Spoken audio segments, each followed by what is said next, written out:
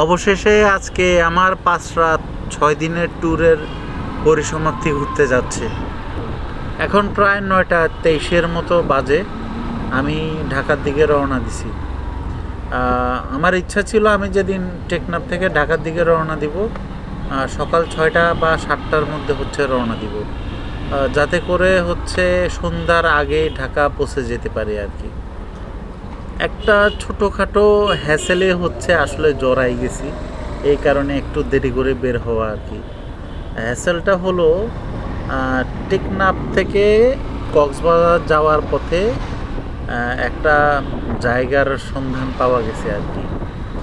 ওই জায়গাটা সেল করবে আমাদের বক্কর ভাইয়ের এক কলিগ। তো জায়গাটা দেখে যাব যাওয়ার সময়, কারণ এটা পারচেস করার জন্য আমার কিছু ইন্টারেস্টেড রিলেটিভ আছে আর কি। এখন প্রবলেম ওই জায়গার ওনার 11টা 11:30টার আগে ফ্রি হতে পারবে না। ফলাফলস্বরূপ আমাকে এমন টাইমিং করে বের হইতে হবে যাতে আমি পাটুয়ার টেক বিচের কাছাকাছি 11টা 11:30টার মধ্যে থাকতে পারি, কারণ ওই প্লেসে ওই জায়গার ওনার আমার সাথে এসে মিট করবে। আজকে সকালে উঠেই যথারীতি 8টার দিকে বক্কর ভাই তার অফিসের উদ্দেশ্যে বের হয়ে গেছিল। তো আমি অলসভাবে আরও 1 ঘন্টার মতো পরে ঘুমাইছি, কারণ আজকে আমার জন্য একটা লং জার্নি, একটু রেস্টের দরকার ছিল আর কি। বিদায় টেকনাফ বিচ। ইনশাল্লাহ আল্লাহ বাঁচায় রাখলে আবার দেখা হবে। আর বিচটা সত্যিই সুন্দর। একটা মজার কথা বলি, এই ট্রিপে এসে আমি একবারও সমুদ্রে গোসল করতে নামিনি। মানুষ কক্সবাজারে বা টেকনাফের দিকে আসলে সমুদ্রে গোসল করা থাকে একদম মেইন অ্যাক্টিভিটিস আর কি। বাট আমি এখনও পর্যন্ত একবারও সমুদ্রে গোসল করতে নামিনি। গোসল করা তো দূরে থাক, পাও ভিজাইতে যাইনি। এটা কাজটা ঠিক হইল না।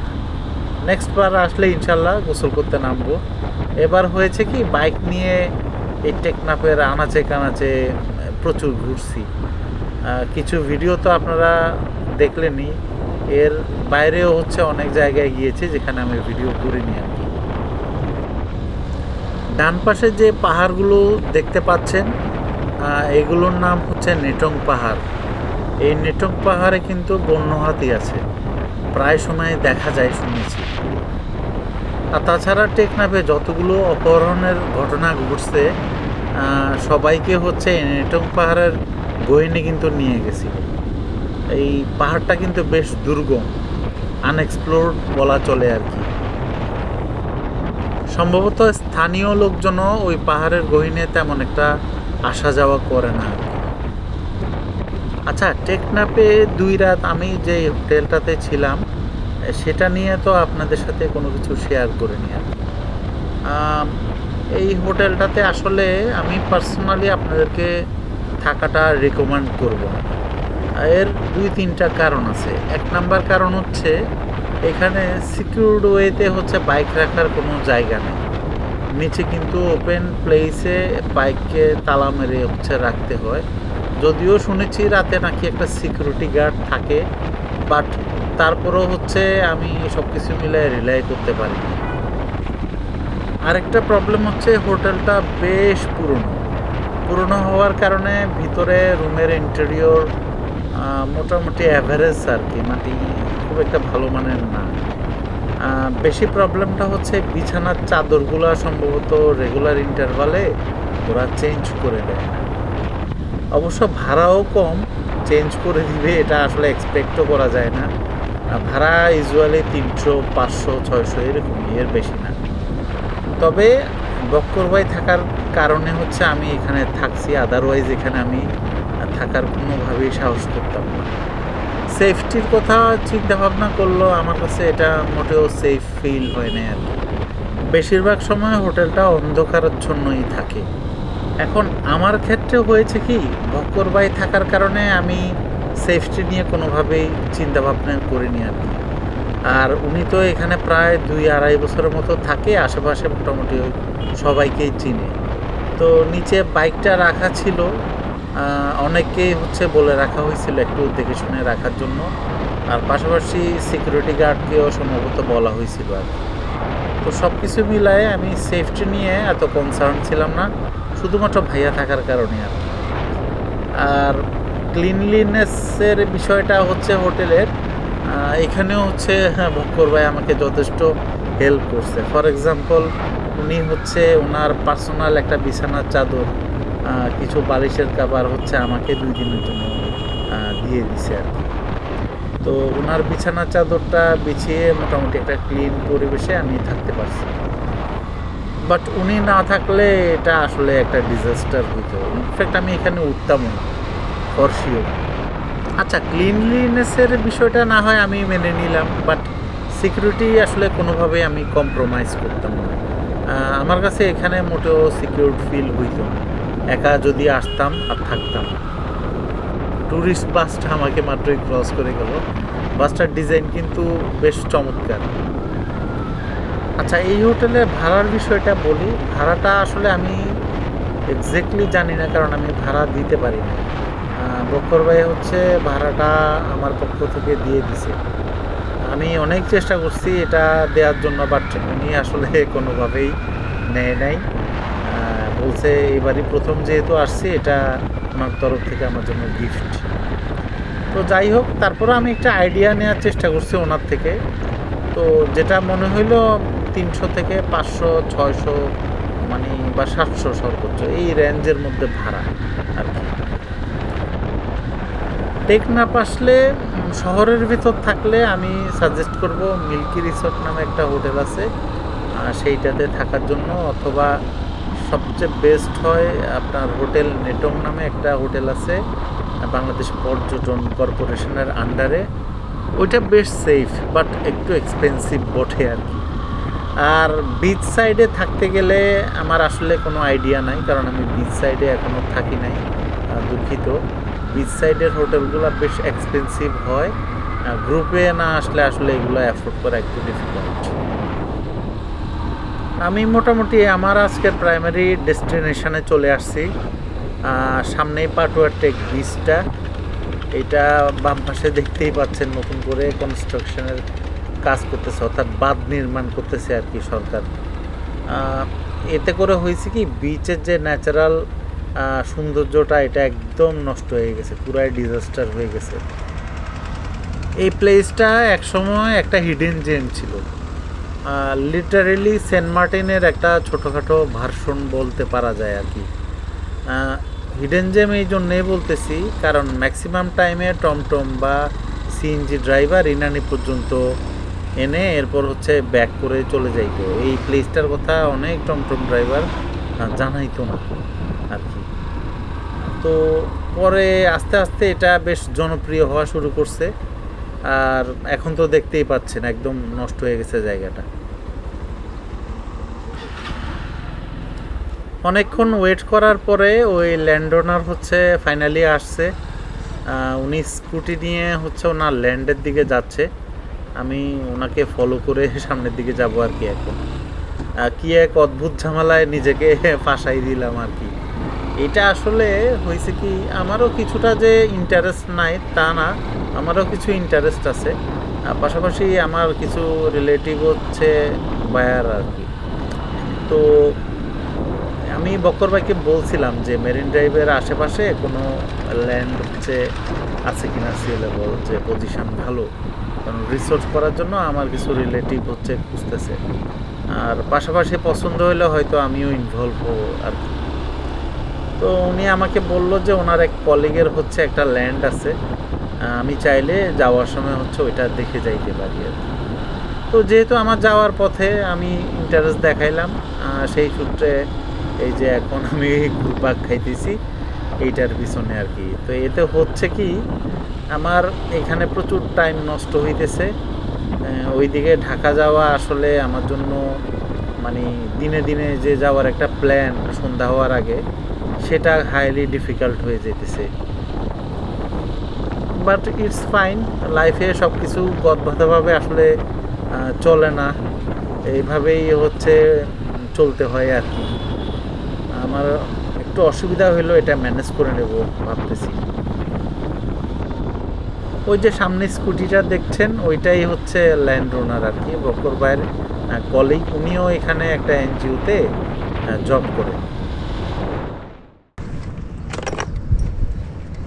এইখানে না, ওই যে একটা খুঁটিদার আছে না, হ্যাঁ হ্যাঁ গাছের মতো, হ্যাঁ হ্যাঁ এই যে স্কোয়ারের মতো হয়ে আছে, হ্যাঁ হ্যাঁ হ্যাঁ ওই জায়গাটা না। ওইখানে হচ্ছে কত 5 না 7? 800। ভাইয়ার সাথে প্রায় অনেকক্ষণ ধরে জায়গার বিষয়ে হচ্ছে ডিটেলসে কথাবার্তা বললাম। তারপর একটা সময় পরে হচ্ছে ব্যক্তিগত আলোচনা শুরু হয়ে গেছিল আর কি। তো এই করতে করতে প্রায় 30 থেকে 35 মিনিটের মতো হচ্ছে এখানে সময় স্পেন্ড হয়ে গেছে আমার। তারপর হচ্ছে ভাইয়ার সাথে বিদায় জানিয়ে হচ্ছে আমি আবার রওনা দেওয়ার জন্য প্রিপেয়ার হইলাম আর কি। এখন প্রায় 11টা 47 বাজে ঘড়িতে। বলতে গেলে পুরা দুপুরটাই হচ্ছে আমার এই দিকে নষ্ট হয়ে গেছে আর কি। আমি যদি আমার অরিজিনাল প্ল্যান অনুযায়ী রওনা দিতাম, অর্থাৎ সকাল 6টা বা 7টার দিকে, এতক্ষণে আমি সম্ভবত চিটাগাং পার হয়ে ফেনীর কাছাকাছি থাকতাম আর কি। অথচ আমি এখনও কক্সবাজার সদর পর্যন্ত যেতে পারি নাই। লাইফ আসলে এরকমই আনপ্রেডিক্টেড। অর্থাৎ আপনি প্ল্যান করবেন একরকম আর ঘটনা ঘটবে হচ্ছে আরেক রকম। যাই হোক, যেহেতু দেরি হয়ে গেছে, আমি ঠিক করেছি হয়তো ফেনীতে স্টপেজ দিয়ে দেব, ডিরেক্ট ঢাকায় না গিয়ে আর কি। আজকে 4-5টা বেশ গরম পড়তেছে। বাইক চালাইতেছি এই জন্য তেমন একটা আসলে অসুবিধা হচ্ছে না, কারণ গায়ে বাতাস লাগতেছে। এমনিতে যদি আমি বিচে আসলে হাঁটাহাঁটি করতাম, গরমের চোটে সম্ভবত দাঁড়ানো যাইতো না বেশিক্ষণ। তবে 4-5টাতে উজ্জ্বল রোদ থাকার কারণে দেখতে বেশ ভালো লাগতেছে। বিশেষ করে আকাশটা বেশ নীল হয়ে আছে আকাশটা, আর সমুদ্রর পানিগুলো দূর থেকে দেখতে বেশ ভালো লাগতেছে।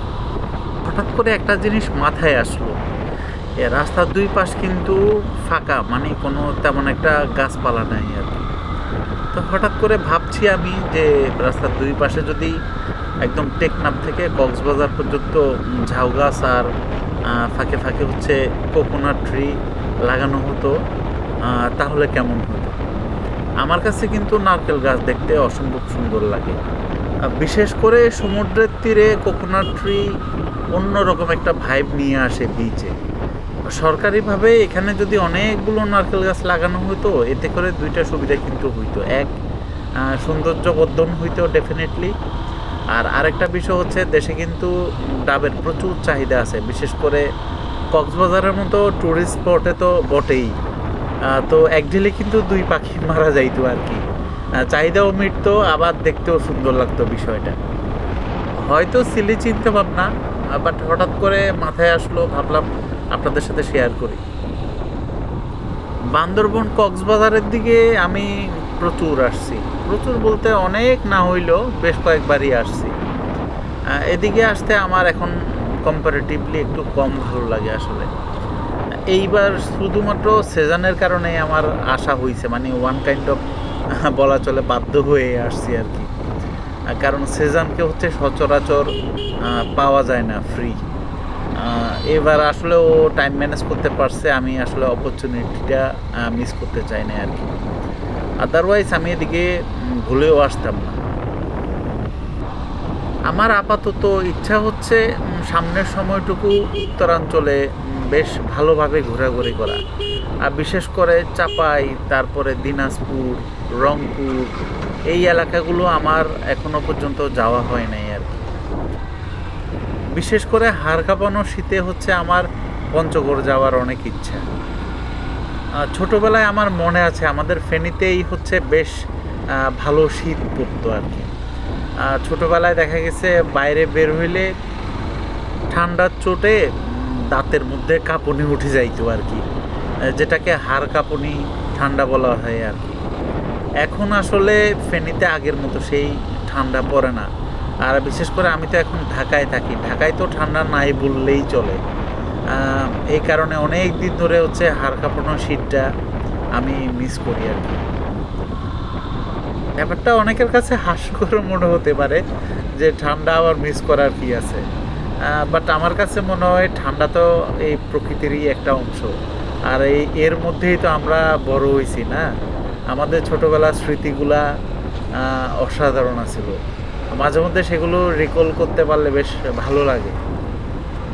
এই রেজুখালের ব্রিজটা এখন আমি মোটামুটি বেশ আরামে হচ্ছে পার হয়ে যাইতেছি। বিশেষ করে বিকালবেলা যদি এখান দিয়ে পার হইতে আসেন তখন বুঝবেন জ্যাম কাকে বলে আর কত প্রকার। ব্রিজের দুই পাশেই হচ্ছে বিশাল লম্বা একটা ট্রাফিক জ্যাম থাকে তখন, কারণ বেশিরভাগ পর্যটক যারা কক্সবাজারে আসেন তারা হচ্ছে সকালবেলাটা কাটান হচ্ছে সমুদ্রের বিচে গোসল করে, আর দুপুরে পরে বেরিয়ে পড়েন হচ্ছে ইনানি বিচ আর পাটুয়ারটিকের দিকে গিয়ে হচ্ছে ঘোরাঘুরি করতে আর কি। এই কারণে বিকালে আর সন্ধ্যায় এই ব্রিজটাতে প্রচুর জ্যাম হয় আর কি।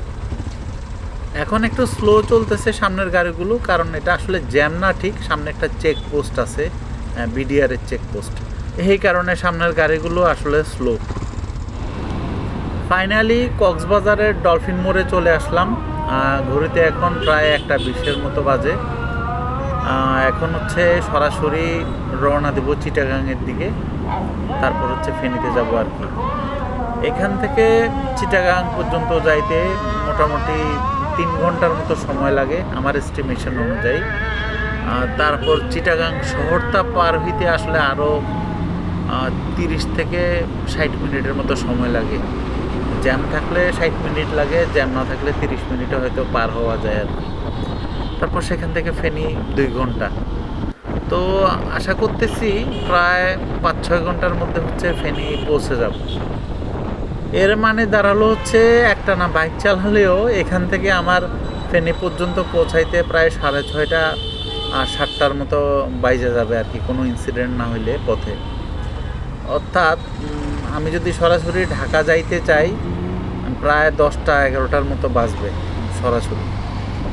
তো সন্ধ্যার পরে আমি আসলে ঢাকা যাইতে আগ্রহী না, বিশেষ কিছু কারণ আছে।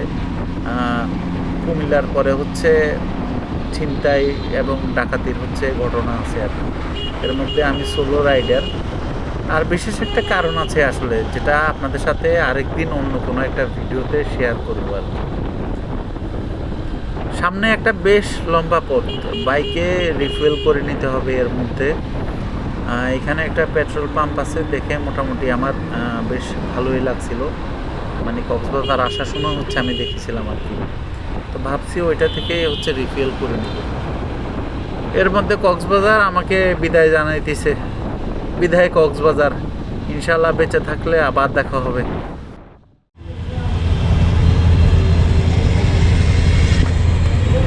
নিচের অংশ পর্যন্ত দিবেন না, আরো দেন, আরো দেন, আরেকটু দেন ভাই, হিসাব রাখি তো। হয়েছে হয়েছে হয়েছে হয়েছে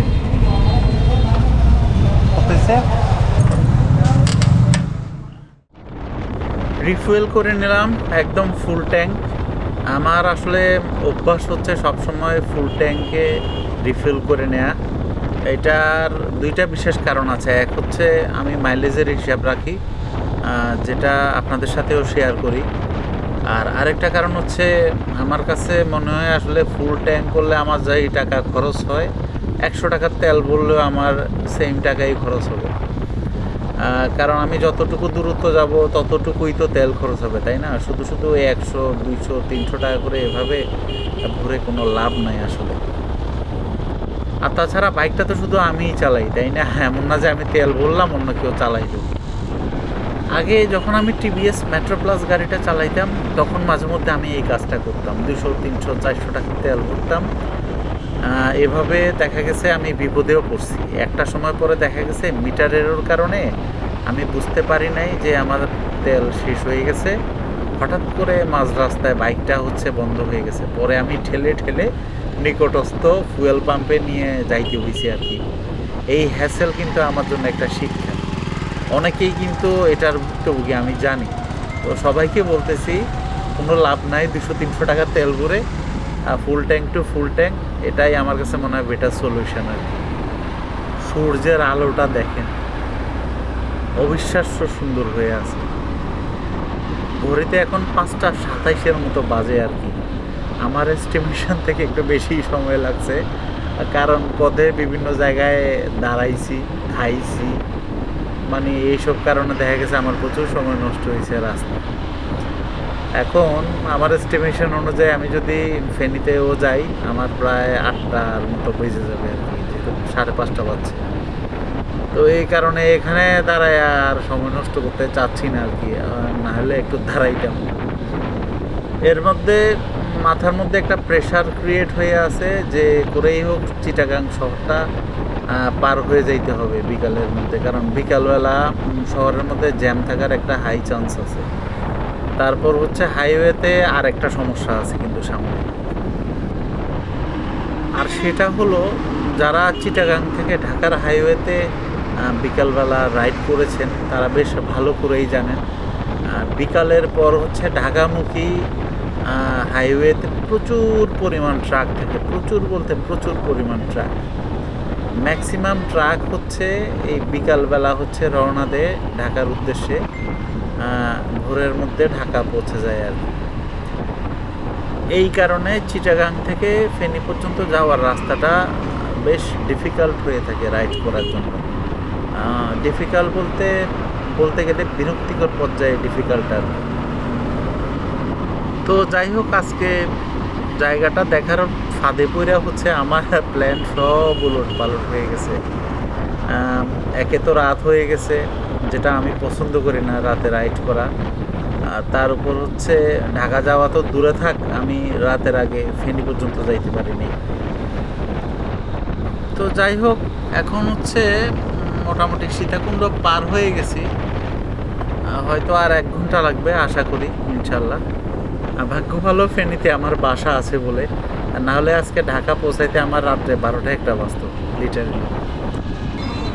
আলহামদুলিল্লাহ ফেনীতে চলে আসছি, 8:46 মতো বাজে। আমার 1 ঘন্টার মধ্যেও আসলে ফেনীতে আসার কথা ছিল, বাট 1.5 ঘন্টার উপর লেগে গেছে।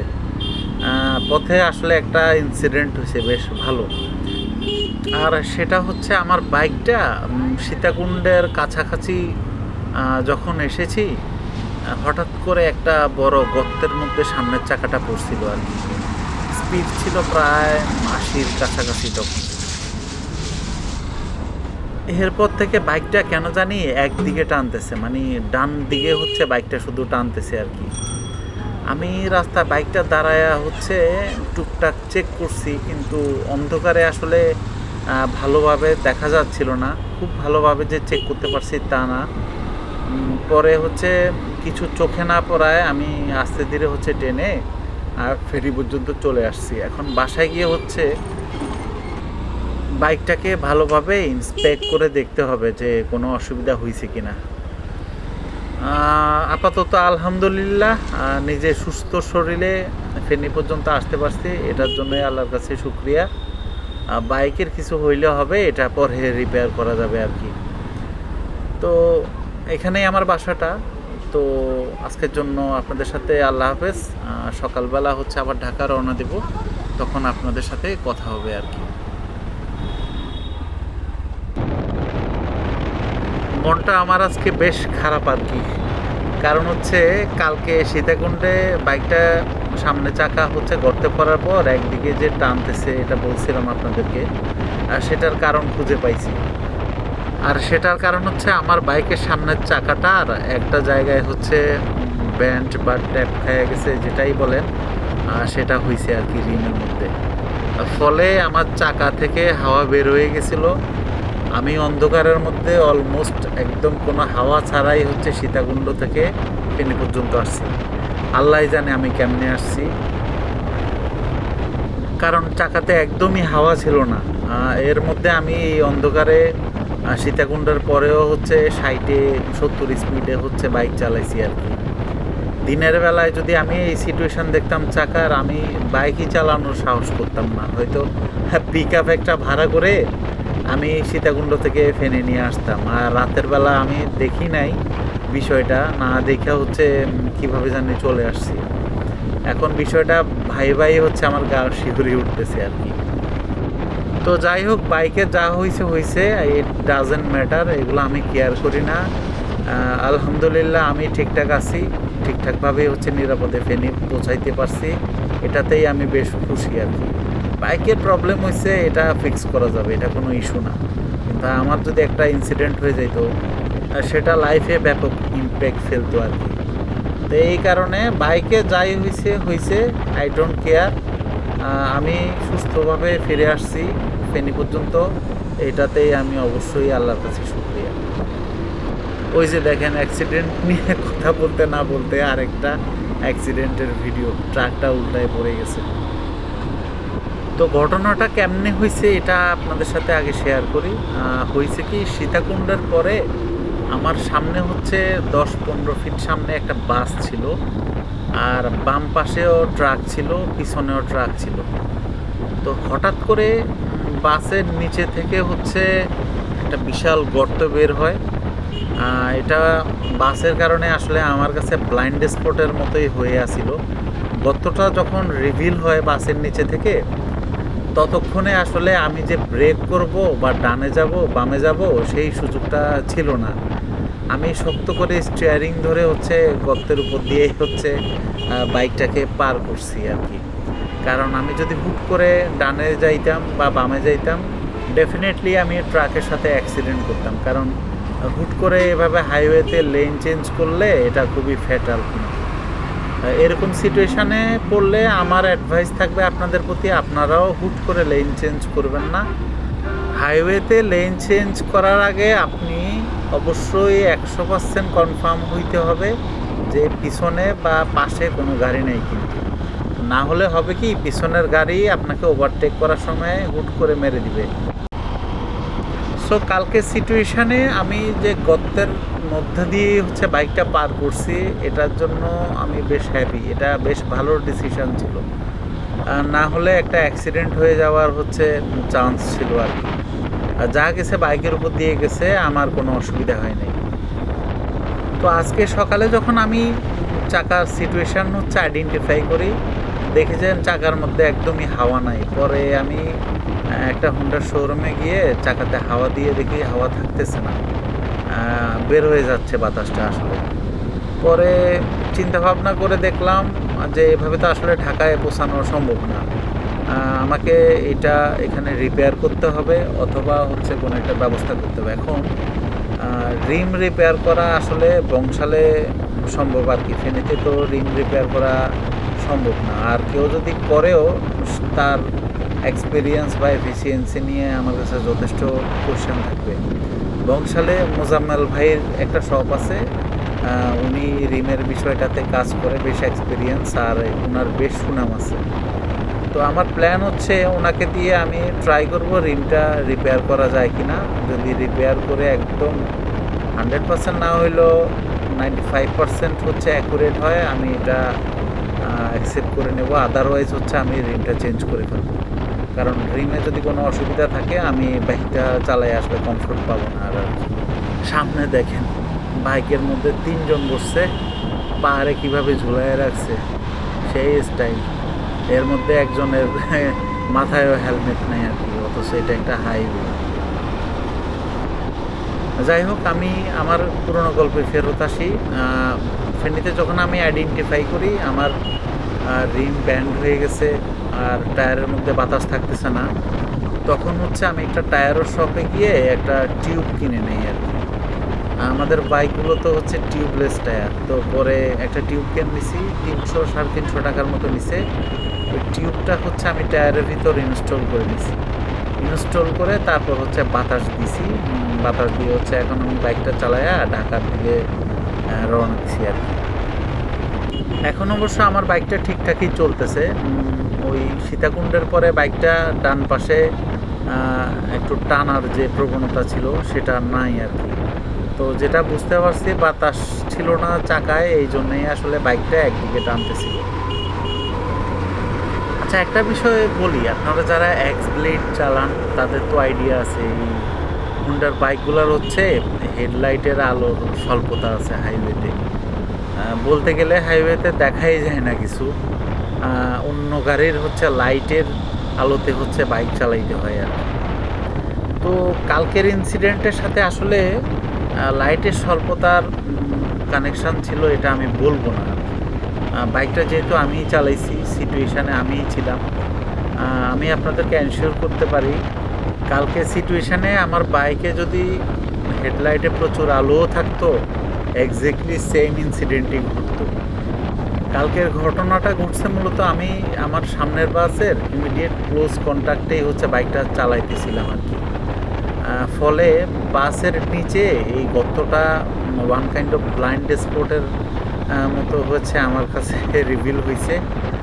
আমি যখন দেখছি আমার আসলে তখন কিছু করার ছিল না।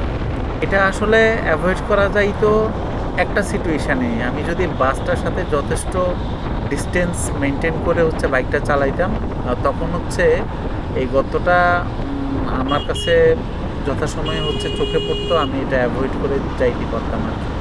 কিন্তু প্রবলেম হচ্ছে চিটাগাং থেকে বের হওয়ার পর সন্ধ্যার পরে চিটাগাং থেকে ফেনী পর্যন্ত রাস্তায় এত পরিমাণ গাড়ি থাকে, মানে ট্রাকের পরিমাণ এত, এটা আসলে আপনারা এই রাস্তায় সন্ধ্যার পরে যদি রাইড না করেন বুঝতে পারবেন না। এই সময় আসলে ডানে বামে সামনে পিছনে একদম কনজাস্টেড হয়ে গাড়িগুলো চলে আর কি। তো এখানে যথেষ্ট ডিস্টেন্স মেনটেন করে যে আপনি বাইকটা চালাবেন সেই সুযোগটা আসলে নাই, এটাই বাস্তবতা। এখানে যদি আমি কালকে কাউকে দোষারোপ করতে হয়, আমি ডেফিনেটলি দোষারোপ করব হচ্ছে রোডস অ্যান্ড হাইওয়েকে। বিশ্ব রোডের মতো একটা প্লেসে যেখানে হাই স্পিডে ভেহিকেল চলে, সেখানে কেন গর্ত থাকে? আমার মতে হাইওয়েতে গর্ত থাকা, স্পিড ব্রেকার থাকা দুইটাই কোনোভাবেই অ্যাকসেপ্টেবল না। এই দুইটা থাকা মানে হচ্ছে এগুলা পানিশেবল অফেন্স।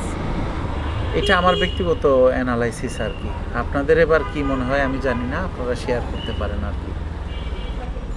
অবশেষে আমি ঢাকায় চলে আসছি, বাসার মোটামুটি বেশ কাছেই আর কি। একটু পরে বাসায় ঢুকে যাব। তো আজকের ট্যুরে আসলে তেমন কিছু ছিল না দেখানোর মতো, আমি জাস্ট রাইড করে হচ্ছে ব্যাক করছি এইটুকুই। আর আপনাদের সাথে অনেকগুলো গল্প শেয়ার করলাম আর কি। ট্যুরটা বেশ লম্বাই ছিল, 5-6 দিনের মতো। আপনাদের কেমন লাগছে আমি জানি না, আমার কাছে বেশ ভালো লাগছে এই ট্রিপটা। সবচেয়ে বড় কথা, আমি একদম সুস্থ শরীরে ঢাকায় ফিরে আসতে পারছি, এটার জন্য আলহামদুলিল্লাহ, আল্লাহর কাছে শুকরিয়া। সবশেষে আপনাদের কাছে হচ্ছে দোয়া চেয়ে এখানেই হচ্ছে বিদায় নিব আর কি। আপনারা সবাই ভালো থাকবেন, আমার জন্য দোয়া করবেন। আল্লাহ হাফেজ, আসসালামু আলাইকুম।